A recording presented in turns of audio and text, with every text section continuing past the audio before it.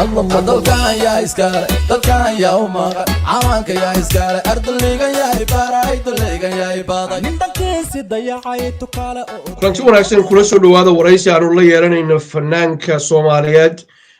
Soomaalidu ay u taqaano boqorka shanta Soomaaliyeed ilka casaqays su'aalo xasaasi ah ayaa ku jira dad fara badan oo idinka kamid ah ayna weydiinayeen الله ما دلكان يا إسكال دلكان يا أمك adigoo boqorkii raabka inay jiraan dhalinyaro hadda soo baxday oo markaas adigu laftigaagu ay jaafajiriq idinka dhaxayso su'aalo ay isugu jawaabtaan heeso tabliiq la isku dirayo digada la isaga dhigayo la isku naaxinayo labalada la iscabsaynayo ma cidaad is haysataan baa jirta annagoon cidna magacaabaynin oo aad mararka qaarkood heesahan aad darsi ugu dhigaysay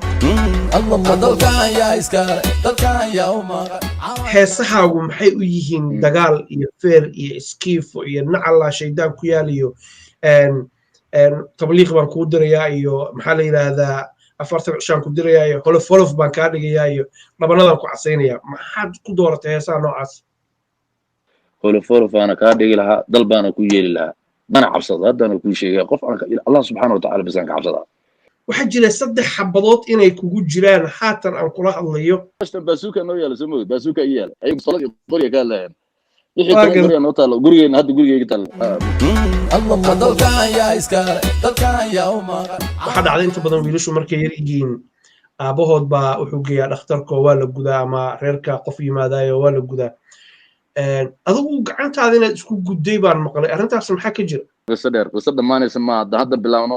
ilaa ay Soomaaliya doorashada ka dhacayso way soconaysaa weyn baan ahay wax badan baan xeerinaynaa in la isdagaalano ma rabnaba sideedaba dagaal in lagu filan wayna soo martay haddii aanu ka sii soconno arrimahaas waa kan dee marquu kuu go'an yihiin oo six bag aa leedaho geedkaas aa leegtahay الله ما دلكان يا إسكال دلكان يا أمك inta su'aal khaldan maxaa noqotay ma qasana jirtaa ni anu 45 baan jiraa oday baan ahay ma sha Allah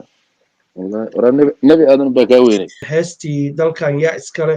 oo la weydiisay su'aalo muqaddas oo in la isweydiiyo badan ee la mudan dad fara badan ay u tooseen ay u riyaaqeen heestaas oo record bay jebisay heestaas maxay ku timid maxaad ku alifteen ujeedad kala heedeen maxay sahay wallahi oo billahi oo tallah magac ilaahay ku qaatay man dhar ka xun baa jirto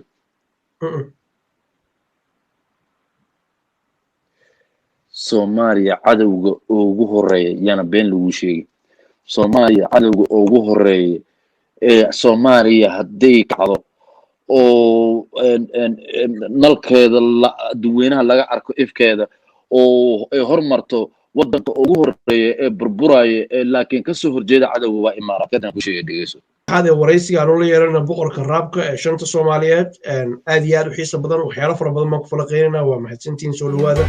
الله ما دلكان يا إسكال دلكان يا أمك عوانك يا إسكال أرض اللي يا إبارة اللي يا إبارة nindankiisi dayacay tukaale